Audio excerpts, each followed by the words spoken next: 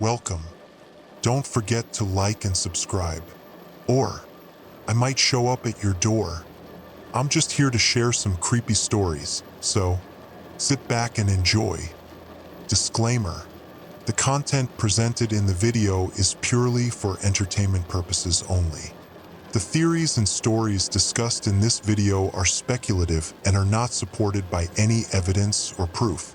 Viewer discretion is advised. The security monitor flickers again. It's been doing that all night, glitching, skipping frames, freezing on grainy images of the empty halls. At first, I thought it was just the storm outside interfering with the system, but there's no storm. The parking lot is still, the streetlights unblinking. No rain, no wind, just silence. I lean back in my chair, rubbing my eyes. It's almost time for my break, but I don't check my watch. I don't check the clock on the wall either. Something in me resists the habit, a dull instinct I can't explain. The PA system crackles. I sit up, staring at the speaker above the door. It hasn't worked in years. But now, through the static, something pushes through. A voice. Emergency alert. This is a state-issued broadcast.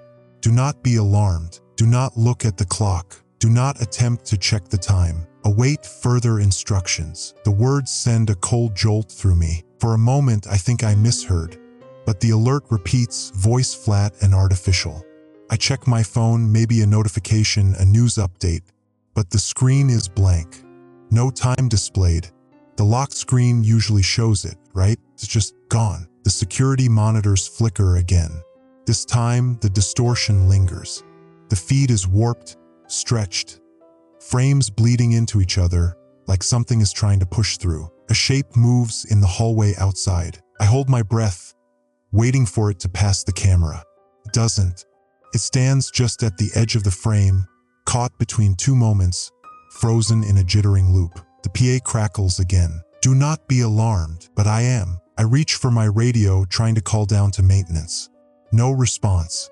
Just a hollow, empty static. It's not until I look up again that I realize the air feels different.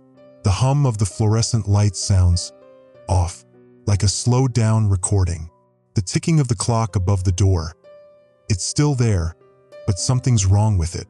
Skipping? No. Repeating. Tick, tick, tick. The same second over and over. I don't look up. I don't. Instead, I push away from the desk and head for the break room. Maybe I'm just overtired. Maybe this is just another late-night hallucination. The kind that comes when you've been awake too long, breathing in too much stale air. As I move, my shadow stretches unnaturally down the hall, longer than it should be. The door to the break room is open. Someone's inside. Ryan, one of the other guards, pale under the bad lighting, his face tight. He's staring at his phone, swiping at the screen in frustration. They took it off, he mutters. What? The time. My phone. The clock's gone. He turns the screen to me. It's just blank at the top. No numbers. No AM or PM. Just a hollow space where time used to be. I got the alert, I say. Yeah, Ryan mutters. Creepy as hell. Neither of us speak for a few seconds. The vending machine hums softly. The fridge rattles. I realize how hard I'm gripping the back of a chair. Ryan glances toward the break room clock. It's an old analog one, hand slow, steady. His eyes narrow. Should we? I grab his wrist before he can turn his head. Don't, I whisper. He freezes. I don't know why I stop him, why my stomach knots at the thought of him looking. I just know. The PA crackles a third time. Do not be alarmed. Do not look at the clock. Do not attempt to check the time. Await further instructions. Ryan shudders. This some kind of drill? I shake my head. A sound echoes from the hallway. Footsteps, not normal ones. Not the kind you hear when someone walks. No, these are uneven. Pausing too long between steps, then starting again too quickly. Like something learning how to move. Ryan stiffens. I step toward the door, carefully peering around the frame. The hall is empty, but something feels off. The lights are flickering in a pattern I don't recognize, like Morse code, but wrong. The shadows are longer than they should be, stretching toward us, pulling. The PA crackles again, but this time the voice isn't the same. Do not be alarmed. The words are slower now, like a needle stuck on a broken record. Do not, do not, do not do. I reach for my radio again, but my hands are shaking.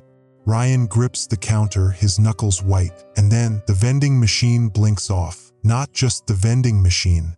Everything, the lights, the security monitors, the fridge. For a moment, the whole building is swallowed by blackness. And in that split second, I feel something shift in the air, something huge and watching, a soft tick, and then the power surges back on. I whirl toward Ryan, but his face is wrong. His eyes are locked forward, wide, unblinking, his mouth slightly open. His hands grip the counter too tightly, the veins in his arms standing out. Ryan, I whisper. He doesn't blink, doesn't breathe. The break room clock is behind him. I don't check it, I don't look, because if I do, I know I'll see what he saw, and I won't come back. The PA crackles one last time. This time, the voice is closer. Await further instructions. Ryan still hasn't moved. His posture is stiff, his fingers locked around the edge of the counter. His breath, if he's even breathing, is shallow, so faint I can't tell if his chest is rising. His pupils are blown wide, almost too dark. But it's his expression that really gets me. It isn't shock. It isn't fear. It's absence, like something hollowed him out from the inside. I take a step toward him, hesitating. The emergency alert still rings in my ears, the words pressing against my skull like something sharp. Do not look at the clock. I don't, but it's there, right behind Ryan. Its presence is heavy, like the air bends around it, like it's pushing against my brain, forcing its way into my thoughts. What time is it? The question slides into my head uninvited, and I shove it down. It doesn't matter. Ryan makes a noise, not a word, not a breath, just a faint, wet sound, like something shifting beneath his skin. I reach out, touch his shoulder. His whole body jerks violently, as if I just snapped him out of something. His lips part. He gasps, "Ryan." My voice is barely above a whisper. He doesn't answer at first, just blinks, slow, sluggish, unfocused. Then, his breath stutters in his throat, his shoulders tremble. "I saw it," he croaks. My stomach knots. He looked. Ryan sways slightly. His hands lift, not quite right. His fingers hesitate halfway, then complete the motion as if he forgot how to move and had to force himself to remember. I grab his wrist. "Ryan, what did you see?" He shudders. A flicker of something deep behind his eyes, something too big to fit inside him. His lips move, but the sound that comes out isn't speech. It's a tick, not a real one, not mechanical, not the sound of a clock, but something trying to imitate it. Ryan twitches. His body spasms violently once, his neck jerking too far to one side before snapping back. His fingers claw into his skin like he's trying to dig something out. I grab his arm. "Hey, stop, stop," he chokes. His spine arches, his mouth gaping like a glitching marionette. His eyes roll back, and then Ryan disappears. Not vanishes, not fades, just gone. Like I blinked and he was never there. The counter is still warm where his hands gripped it, but the room is empty. I stumble back, heart hammering. My breath comes short and fast, like I've forgotten how to breathe properly. I grab my radio, pressing the call button hard enough to hurt. "Security to anyone. Anyone." My own voice wavers. "Ryan's gone. I don't know where. The radio hisses. Then through the static, tick, tick, tick. I drop it. The vending machine hums. The fridge buzzes. The lights flicker once and hold. Everything is normal, except it isn't, because Ryan was here. And now he isn't, and I don't know where he went. The PA crackles again. Do not check the time. I don't plan to, but it's everywhere. The wall clocks, the computer screens, the phone in my pocket, the microwave in the break room, the elevator panel, the security monitors. Time is on everything, and I can't look at any of it. A low, crawling dread sinks into my bones. I don't know how long I've been here. My shift started at 9 p.m., but that fact feels meaningless now. I step into the hallway, my boots echoing against the linoleum. The walls seem longer than I remember, stretching into dim, endless corridors that weren't here before. A sound ahead, footsteps. I freeze. Someone's at the far end of the hall. A woman, one of the office workers. Her heels click against the floor in an erratic rhythm, too slow, then too fast. She moves like she's walking through molasses, her limbs slightly delayed, her arms swinging out of sync with her legs. She hasn't seen me yet. I step forward. Hey, she stops, not naturally, not like someone pausing, like someone cutting out of a video mid-motion. Her head jerks toward me, too quick. Her eyes are wrong, not glowing, not monstrous, just wrong, too wide. The pupils slightly unfocused, like she's looking past me instead of at me. I swallow. Ma'am? Are you okay? She shudders. Her mouth opens. She doesn't blink. Then she whispers, voice barely a breath. I saw my own body at my desk. A chill rakes down my spine. What? Her lips tremble. I saw myself, sitting there, staring at the clock. Her throat bobs. I think I'm already dead. My skin prickles. The hallway lights flicker again. Her shadow lengthens. I have to go, she whispers. She turns and walks away, too fast, too slow, like she's being played at the wrong speed. She rounds the corner. By the time I reach it, she's gone. The PA crackles again. This time, the voice isn't recorded. It breathes. Await further instructions. I exhale slowly. My fingers twitch. My head is pounding. I should leave. Get out of here. Find my car, drive as far away as possible.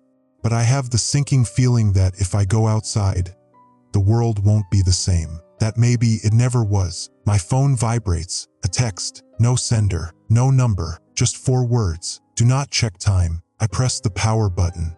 The screen goes black. For just a second, before it shuts off completely, I see the time, and I feel something behind me, moving, watching, and getting closer. I shouldn't have looked. The number burned into my brain the moment my eyes flicked over the screen. 1313. Not a real time. Not AM. Not PM. Just wrong. My whole body locks up as a slow, sinking dread curls around my ribs. I don't turn around. I can't. Because I know something is standing behind me now. The air is different. Too still. Too dense. Like the building itself is holding its breath. I squeeze my phone until my fingers ache. The screen stays dark, but I know if I turn it back on, the time will still be there, and it won't change. I take a slow, careful step forward. The floor feels thicker somehow, like I'm stepping through something unseen. The PA crackles. Await further instructions, but the voice is closer, almost like it's inside my own head. I exhale, shaking. My fingers twitch at my sides, my breath uneven. I tell myself not to turn around. Then something moves, not behind me, not beside me, inside my shadow. The shape shifts against the floor. Just a flicker at first, a ripple in the darkness beneath my feet.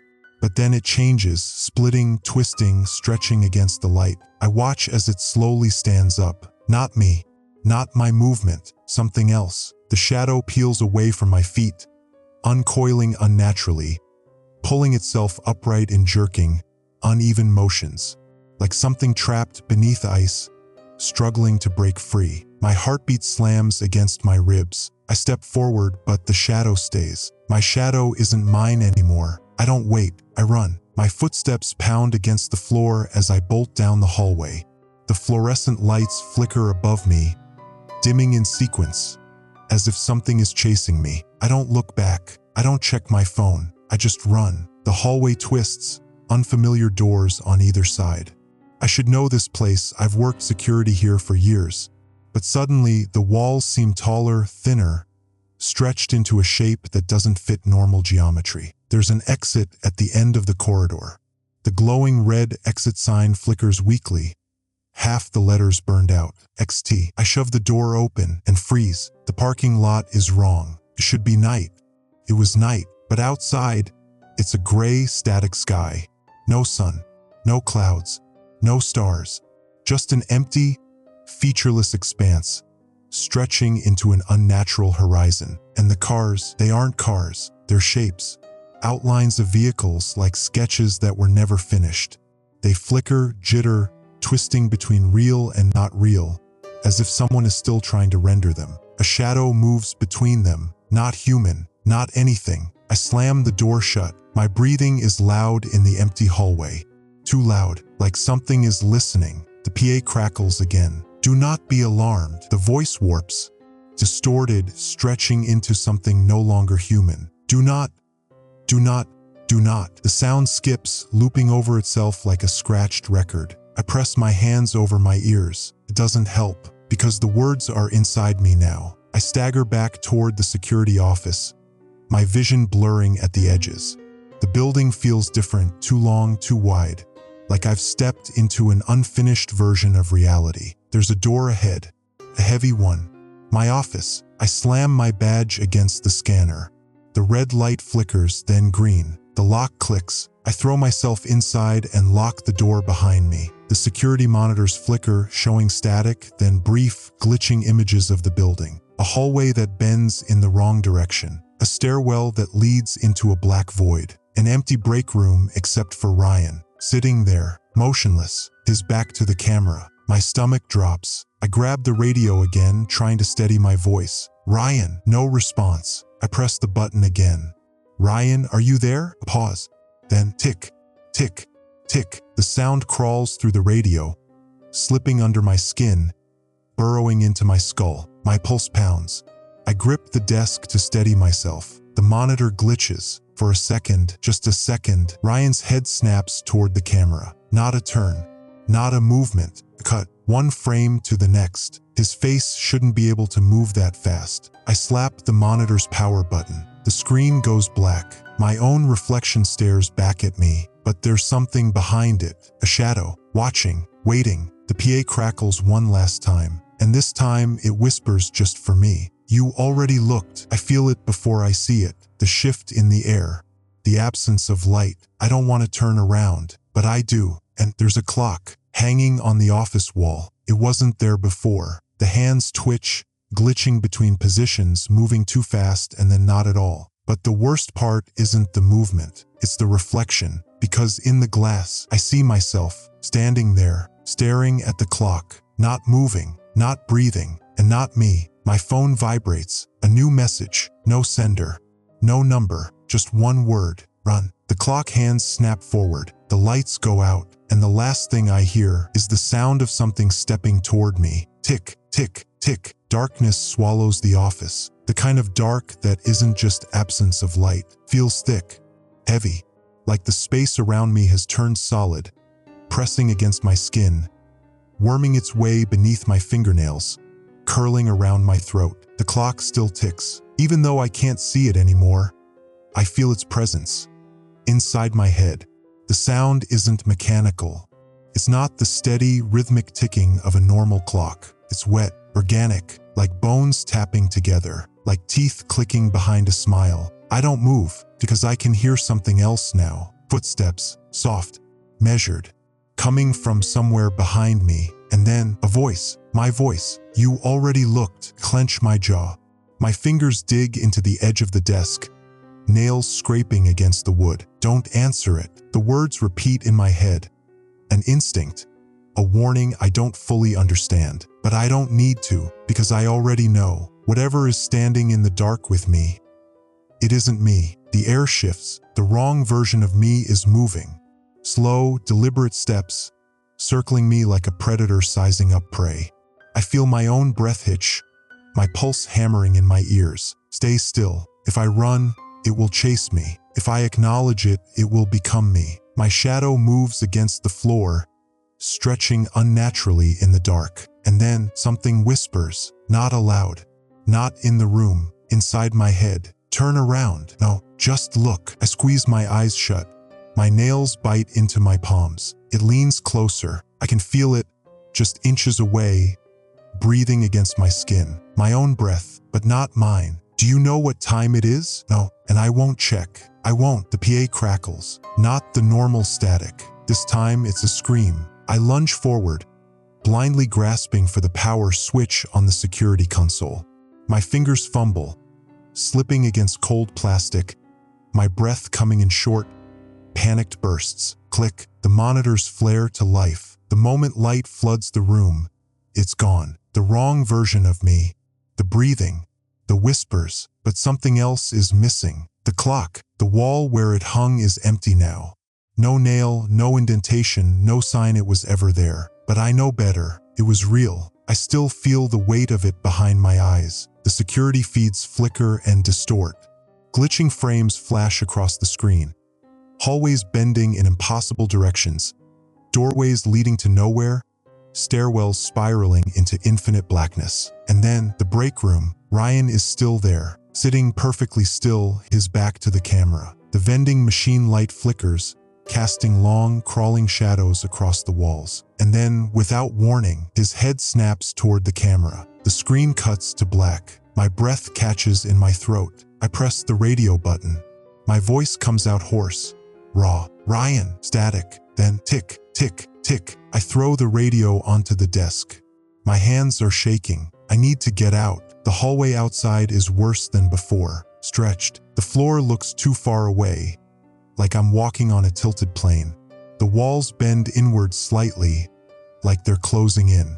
The air hums with an unnatural energy, a pressure building in my skull. Somewhere a clock is ticking. Not one, thousands, layers upon layers of ticking, clicking, tapping, shifting. Some slow, some too fast, some moving in reverse. My steps quicken. The exit is ahead if I can just reach it. A shape moves at the end of the hall. Not Ryan, not anyone I know. It's tall, too tall, limbs slightly wrong. A shadow without a source, stretching impossibly against the floor, shifting unnaturally with each flicker of the overhead lights. I stop. It stops. The air turns stagnant. A thick, suffocating silence crushes the space between us. And then it speaks, not aloud. Inside me, "You are late." The words scrape against my mind, sinking deep into my skull like claws hooked into bone. My knees almost buckle. I try to move, to turn, to run, but my body doesn't respond. The shadow flickers. 1 second, it's at the end of the hall. The next is closer. No movement, no transition, just there. I force my hand toward my pocket. My phone.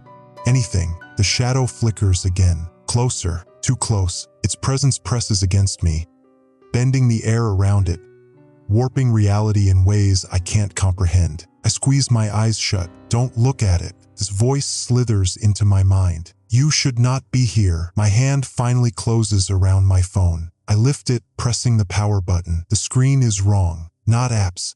Not messages. Just a countdown. 5 seconds. For seconds. 3, 2. I don't know what happens at 0. I don't want to know. I run. The hallway shifts, twisting beneath my feet, the exit warping in and out of focus.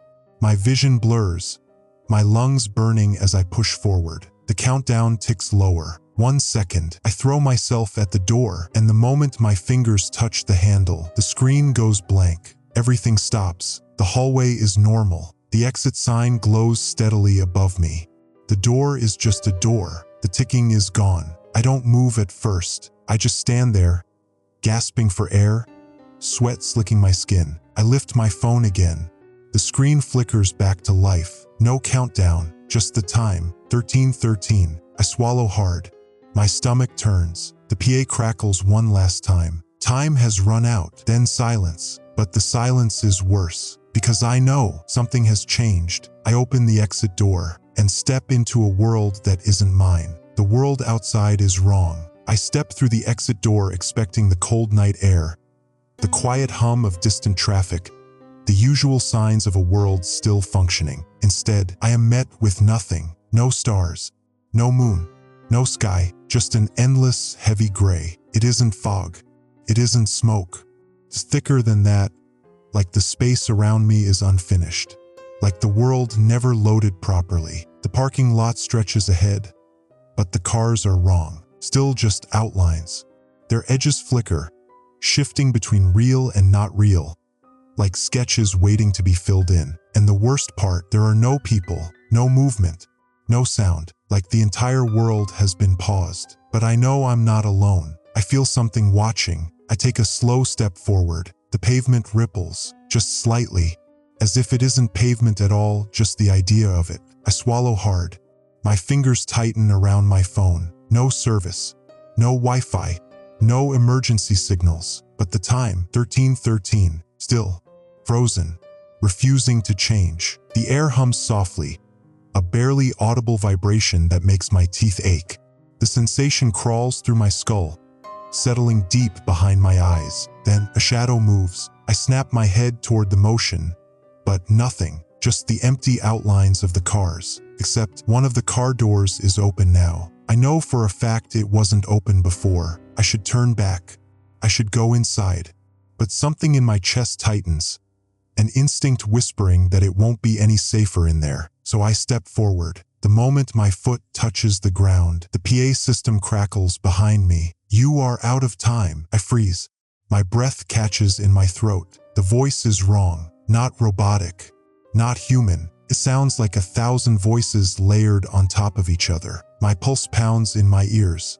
I slowly turn toward the building. The windows of the facility are dark, except for one. My office. There's a shape standing in the window. I can't make out the details, just the silhouette of a man. And then it moves. Not a step, not a turn. It flickers, like a skipping frame in a broken film reel. 1 second it's facing away. The next, it's staring directly at me. I can't see its face, but I know it's me, and it's smiling. I back away from the building, my breath sharp and uneven. My mind is screaming at me to run, but my legs won't move fast enough. The sky darkens, not like nightfall, like something enormous is passing overhead. I don't look up. I don't want to see what's up there. A low, vibrating hum rumbles through the air, and then the clocks start ticking again. Not one, not a dozen, hundreds, thousands. The sound rains from the sky, a cacophony of time itself moving forward and backward at once. I stumble, clutching my head, the noise drilling into my skull. My vision blurs, my balance tipping as the world around me warps. The pavement beneath my feet shifts. I blink, and suddenly, I'm somewhere else. The break room, but it's not the break room. It looks hollow. The walls lack texture, like placeholders waiting for reality to catch up. Ryan is still there, sitting in the same chair, unmoving. His head slowly turns toward me, but his body doesn't move, like a mannequin being rotated on an unseen axis. His mouth opens, wider than it should, and then he speaks, but the voice that comes out is mine. "What time is it?" I shake my head. My breath is ragged, my chest tight. "I don't know." His smile widens. "Yes, you do." The walls twitch, the vending machine flickers. One moment intact, the next moment half dissolved, like it's phasing in and out of existence. I press my back against the door. It doesn't budge. Ryan, or whatever is wearing his body, stands up. Too fast, too smooth. His movements lack inertia, like a film reel playing at the wrong speed. Tick. The sound is coming from inside him. Tick, tick. His head tilts, his neck cracking. His lips move, but the voice comes from everywhere at once. "You should have never looked." The room bends inward. The walls stretch, elongating like liquid. I close my eyes. I press my hands against my ears. This isn't real. This isn't real.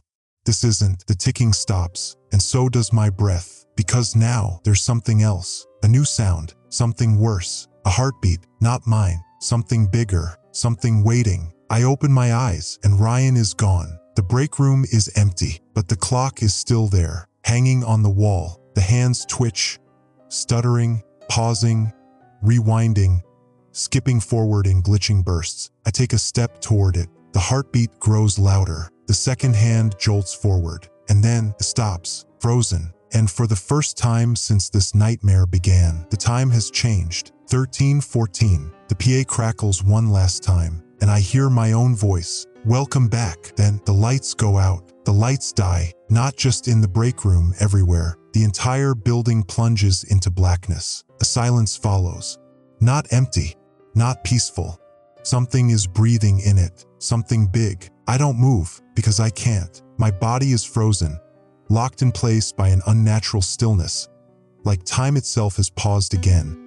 But this time, I'm trapped inside it. The heartbeat is still there, A slow, heavy thump, thump, thump. I count the beats. 3, 4, 5. Then something shifts. Not in the room. Inside me, my chest tightens. Not like fear, like something is reaching into me. An invisible pressure wraps around my lungs, my ribs, my spine, pulling at something deeper than flesh. My mind stutters, struggling to catch up. A memory surfaces, not mine. I see a clock, not the one in the break room, not the one that disappeared from my office. A different one, something older, something buried. Don't look at it. The voice echoes in my head. I know that voice. It's mine. The breath in my lungs turns shallow. I don't want to see. I don't want to remember, but it's already too late. The break room melts. The walls dissolve, stretching into endless corridors, spiraling into a space that shouldn't exist. I am standing in a hallway with no end. The walls are lined with clocks, hundreds, thousands. Each one is different. Old wooden grandfather clocks, sleek digital readouts, schoolhouse bells frozen at impossible hours. None of them match. None of them move, except one. At the far end of the corridor, a single clock is ticking. Not forward, backward. My pulse pounds.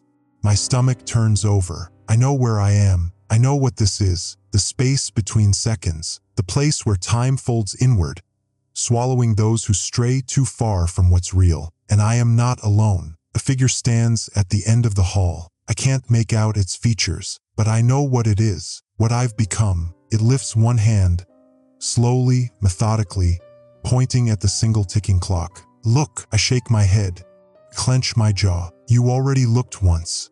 It's too late to stop now. The voice isn't mine anymore. It's layered, distorted, like thousands of different versions of me are speaking at once, stacked together, overlapping into something inhuman. The figure steps forward. I don't move because I finally understand. I am not watching time unravel. I am becoming part of it. The ticking grows louder. The hallway contracts, pulling in tighter, the walls shifting, bending. I press my hands to my ears, but the sound burrows deeper, vibrating through my bones. The clocks on the walls start moving, some forward, some backward, some in ways I can't even comprehend. Sideways, stuttering, skipping entire moments, erasing time itself. I reach for my phone. The screen is wrong. The numbers glitch, jumping between digits that don't exist. 13:14, 12 hours, 89 minutes, 26:99, midnight, thump, thump, thump. The heartbeat isn't mine anymore. It belongs to the thing standing in front of me, and it's getting closer. A voice whispers inside my skull. What time is it? I don't answer, because I know what happens if I do. I press my back against the wall.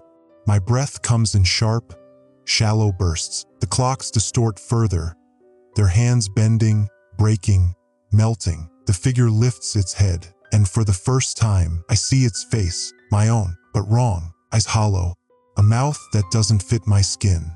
The shape of me without the person inside. It smiles. You looked too soon. The walls collapse. The hallway is gone. The clocks are gone. I am somewhere else. The real world comes back in a sudden, jarring shift. I am in the break room. Ryan is sitting in front of me, staring. His expression is blank, like he never moved at all, like nothing ever happened, like I never left. My breath catches in my throat. The vending machine hums softly. The overhead lights buzz, and then Ryan speaks, soft, careful, like he's reading from a script he doesn't quite understand. Did you check the time? A cold wave of dread crashes through me. My hands are shaking because something is off. The clocks are gone. Not just the one in the break room, not just the one in my office. All of them, the digital displays on the microwaves, the wall clocks in the hallways, the timestamps on my computer screens. Even my phone screen is blank. Time has been erased. Ryan blinks at me, waiting, like he's expecting an answer, like he knows, but I can't speak, because deep inside, buried beneath the static and the horror of everything I just witnessed, a memory clicks into place, one I shouldn't have, one that isn't mine. I see myself sitting here, just like this, talking to Ryan, asking him the same question. Did you check the time? And I remember what he said. I remember his last words before he disappeared, before the world forgot him. The realization is a slow, creeping horror that digs its way into my spine. Ryan leans forward slightly, waiting for my response. My lips part, and I whisper, "I don't know what time it is." Ryan smiles, and the lights go out. Darkness again, not like before. This isn't the empty void between seconds, the twisting halls lined with broken clocks. This is real darkness, the kind that exists when the power fails, when the air goes still, when everything in the world pauses at once. I feel the difference, the weight of it, because this time, I know I haven't left. I'm still in the break room, still sitting at the table. But Ryan is gone. The silence is wrong, not just because it's total. No humming appliances, no distant footsteps, no ambient noise at all. But because it feels empty, like I'm the only thing left in this space. I fumble for my phone, still in my pocket, still ice cold against my fingertips. I press the power button. Nothing. I press it again and again. The screen won't turn on. No battery indicator. No flicker of light. No response. Like the device isn't dead but erased. I push back my chair.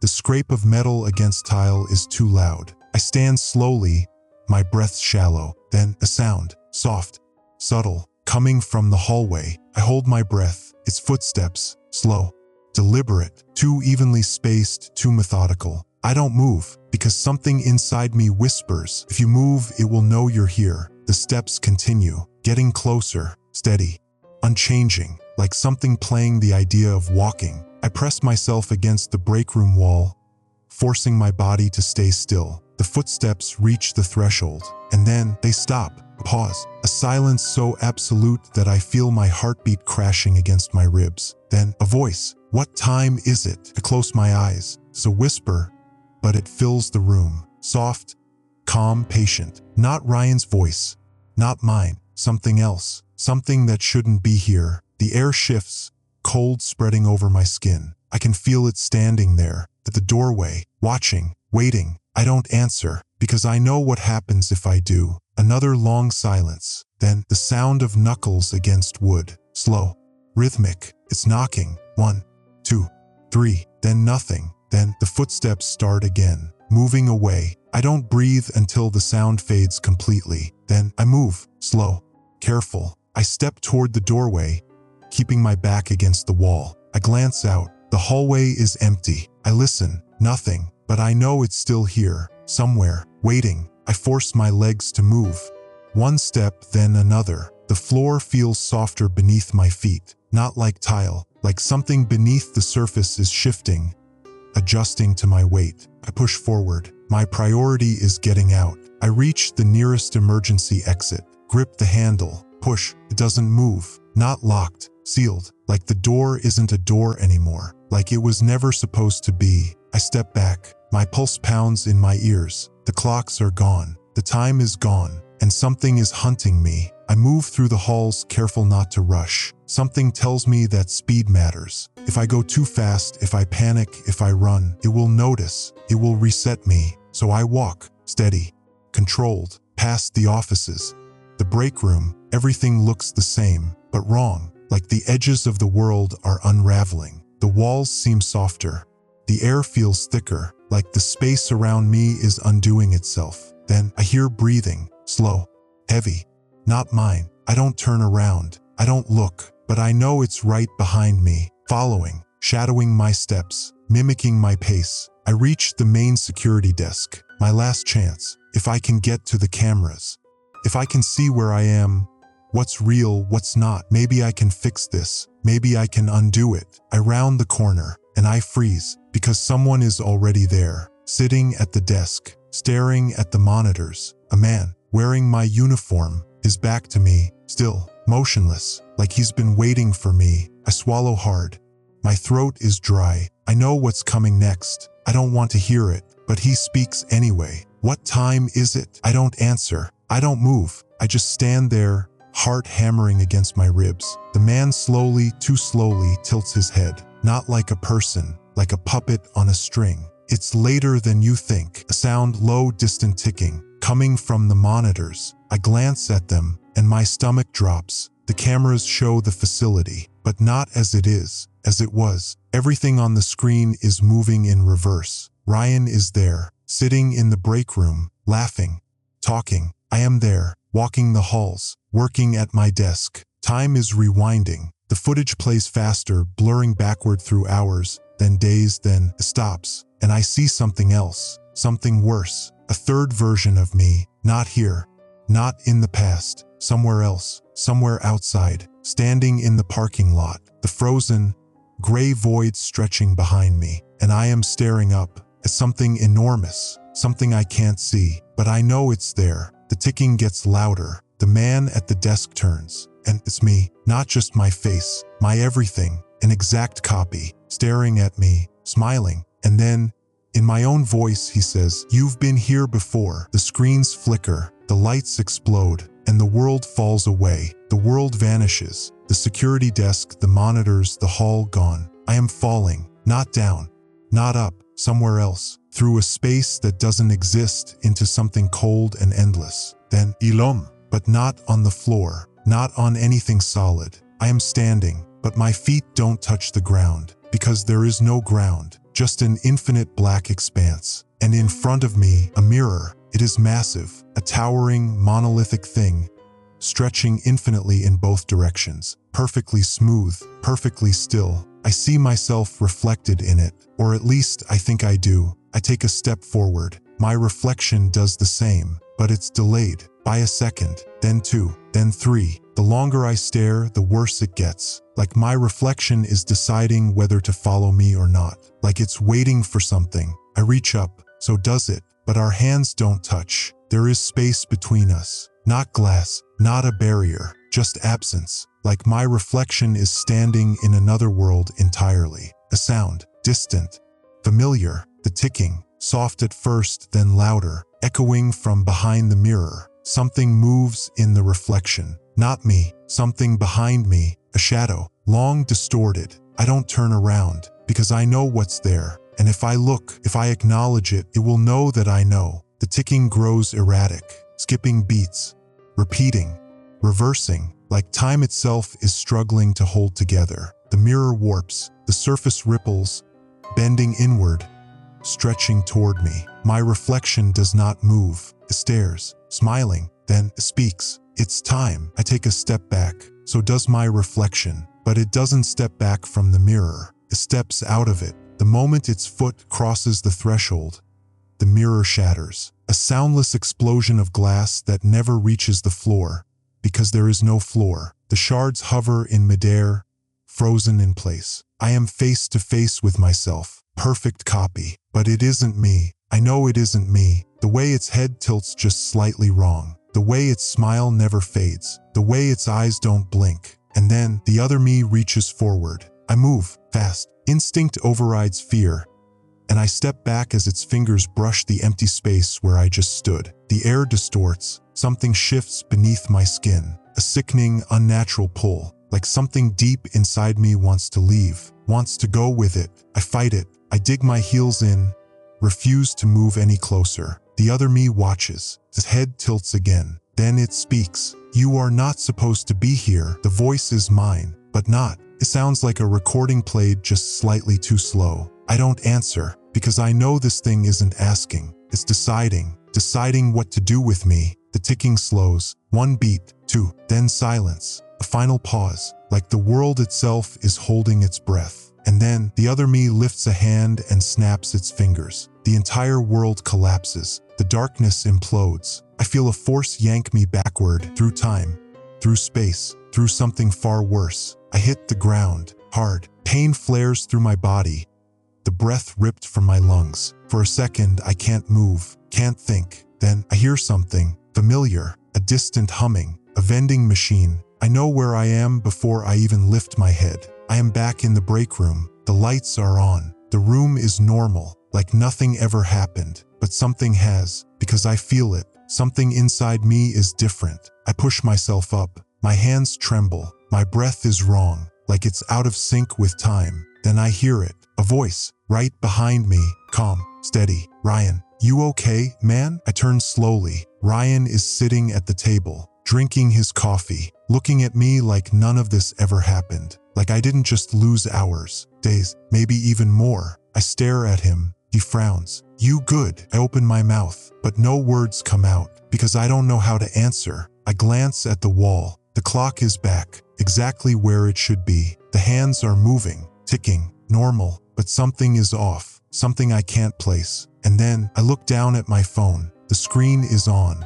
the time displayed clearly, and I realize the worst thing yet, the thing that sends ice down my spine, because the clock on the wall and the time on my phone don't match. I freeze, my skin crawls. The hands on the clock are moving forward, but my phone is counting backward. I feel it then, something inside me, pressure, a weight, like something has been put back wrong, like I am not entirely here anymore. I look at Ryan, and he looks at me, like he knows, like he understands. And then he asks the question I've been dreading, the question I've been running from. What time is it? I don't answer. I can't, because I don't know anymore, because time is broken, and I think I am too. Ryan's words hang in the air. What time is it? A question I can't answer. Not because I don't want to, but because I don't know anymore. The clock on the wall ticks forward. The time on my phone counts backward. Two different realities.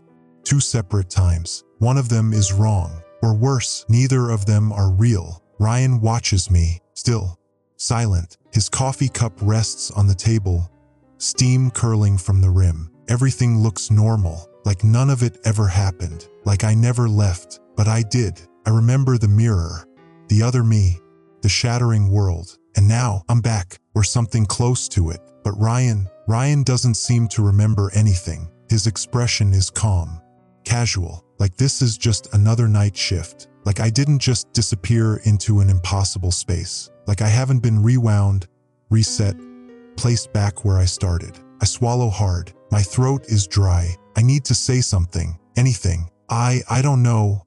I manage. Ryan frowns. What do you mean? I hesitate, choose my words carefully. The time feels off. Ryan tilts his head. Off how? I glance at my phone again. The seconds tick backward. A slow, steady countdown. To what? I don't know. My stomach knots. I need to test something. I need proof. What time is it? Ask. Ryan raises an eyebrow. Then he checks his own phone. 2:43 a.m. I exhale. I check my phone again. The screen glows. 1:19 a.m. My blood runs cold. I stare at the numbers. They shift, tick down. Ryan looks at me expectantly. See? He says. Same as always. I don't respond. I don't even look up, because it doesn't make sense. Ryan's time is different. His reality is different, which means either I never left, and something in me has changed, or I did leave and I never fully came back. I grip the edge of the table. Ryan's voice is distant, muffled. You sure you're okay, man? I shake my head, not in answer to his question, just to clear it. I can't think straight. Something isn't right. The break room feels wrong, like the air is too thick, like the lights are humming just slightly out of tune, like reality is trying to convince me nothing happened. Ryan shifts in his chair. Maybe you just need some air. I nod absently, but I'm not listening. I'm watching his coffee. The steam isn't moving. I blink. My breath catches. Ryan lifts the cup, takes a sip, and the steam resumes, like it had been on pause, like it wasn't supposed to move until he interacted with it. My pulse pounds. This is wrong. This isn't real. Or if it is, it's not fully formed, like a memory, like something I've been placed inside of, a version of events that I never lived. I push back from the table. Ryan watches me carefully. Dude, you sure you're all right? I need to get out. I need to see something real, something that proves I exist. I move toward the hallway. Ryan doesn't stop me, just watches, like he's studying me, like he's waiting to see what I'll do. I don't look back. I step into the hall and freeze. The hallway is different, not in any obvious way, but I feel it. The walls feel narrower. The ceiling feels lower. The distance is wrong, like I am walking through a space meant to resemble this place, but not be this place. I check my phone again. The time is still counting down. 1:18 a.m. I take a slow breath. I need to think. I need to focus. Everything is pushing me toward forgetting, toward believing this is just another shift. But if I let myself sink into that comfort, I will never wake up from it.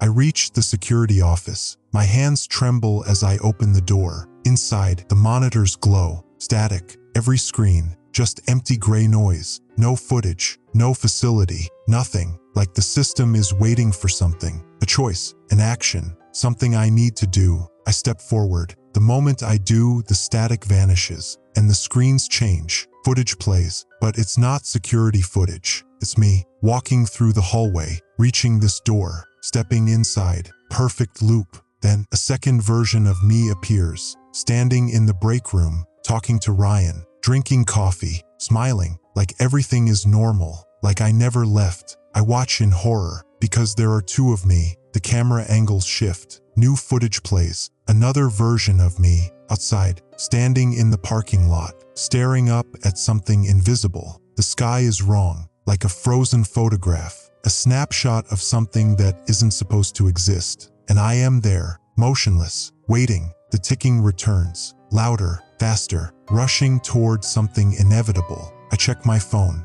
1:17 a.m. The countdown is almost over, but I don't know what happens when it hits 0, and I don't want to find out. A sound behind me. I spin. Ryan stands in the doorway, except it's not Ryan. His eyes are empty. His skin is wrong, like a wax figure pretending to be real. And when he speaks, his voice overlaps with mine. It's later than you think. The lights flicker, the monitors shatter, and then everything stops. Everything stops. The monitors, the ticking, the hum of the fluorescent lights. Even the air feels frozen, like I've stepped out of time itself. Ryan, asterisk asterisk, or what looks like Ryan, asterisk asterisk, stands in the doorway watching me. His voice still lingers in the air. It's later than you think. The words don't fade. They hang, stretching impossibly, like they're looping inside my own head. A whisper that won't end. I check my phone. The countdown is still running. 1:16 a.m. I feel something deep in my chest. Pressure, presence. Like the moment the timer hits 0, something final will happen. I don't know what. I don't want to know. Ryan tilts his head. His neck moves wrong, like a hinge instead of bone. I step backward. My body screams to run, to get away. But there is nowhere to go. This place isn't real. None of it is real. I am standing inside something else's version of reality. And the only way out is through time itself. The screens flicker. A new image appears. Not security footage. Not me. The mirror. The same one I saw before. Still here. Still waiting. But this time, it doesn't reflect me. It reflects the hallway behind me. The one leading back to the break room. I see Ryan's reflection in it, but I see something else too. Something wrong. There's another figure in the reflection, standing behind Ryan. A shape I can't quite focus on. Blurry. Unfinished. But I feel it watching me. Ryan doesn't react. Like he doesn't even know it's there. Like I'm the only one who can see it. Then, the thing in the mirror moves, and Ryan speaks. You were never supposed to look. The lights burst. Glass rains from above. The emergency backup kicks in, flooding the room with deep red light. Everything distorts. The walls breathe. The floor ripples like water. Ryan's body glitches, shifting between two different versions of himself. Like reality can't decide what he's supposed to be, or what I'm supposed to be. The countdown continues. 1:15 a.m. I make a choice. I run out of the security office, down the warped, shifting hall. The air thickens with every step, dragging me backward. Time fighting against me. The farther I get from Ryan, the more I feel the pressure pulling me back. Like the past doesn't want to let me go. Like something needs me to stay. I reach the break room door, throw myself inside, and slam it shut. I turn. The break room is empty. The vending machine hums softly. The clock on the wall still ticks forward. But my phone, 1:14 a.m. Time is still counting down, and I finally understand. The alert wasn't a warning. It was a rule. Never look at the clock, because looking at the clock means acknowledging time. And the second you acknowledge time, you become trapped inside of it. A loop, a fracture, a version of reality that keeps rewriting itself to hold you in place. I looked, I saw, and now I'm part of it. Unless I can find a way to break free. The mirror, the security footage showed the mirror again, which means still somewhere in this place. Still a doorway, still a way out. I just need to find it. Before the countdown hits 0, I burst out of the break room. The halls are different again. Longer, twisting, like the building itself is trying to confuse me, trying to keep me lost. I ignore the shifting walls, ignore the endless turns, because I know where I'm going. I know where the mirror is, and the moment I see it, I run toward it,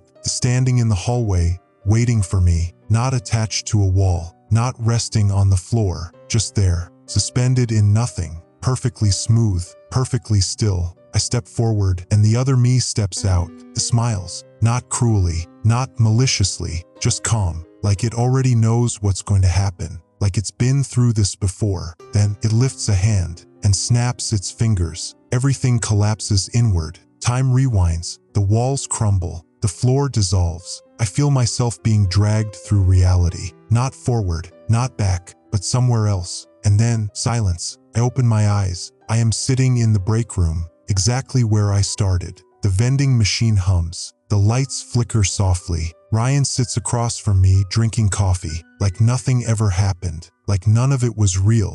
But I know better, because my phone screen is still glowing, still counting down. 1:01 a.m., and then 1 a.m., and then the countdown hits 0. The screen flashes black, and a message appears. Plain white text. Simple. Final. Welcome back. Istare. The vending machine hums. Ryan takes another sip of coffee, and then the clock on the wall resets. Back to 2:43 a.m., like nothing ever changed, like the loop just started over. Ryan glances up, smiles. Hey man, you okay? I don't answer, because I already know what happens next. I already know the routine, and I already know there is no way out. Not anymore, not ever.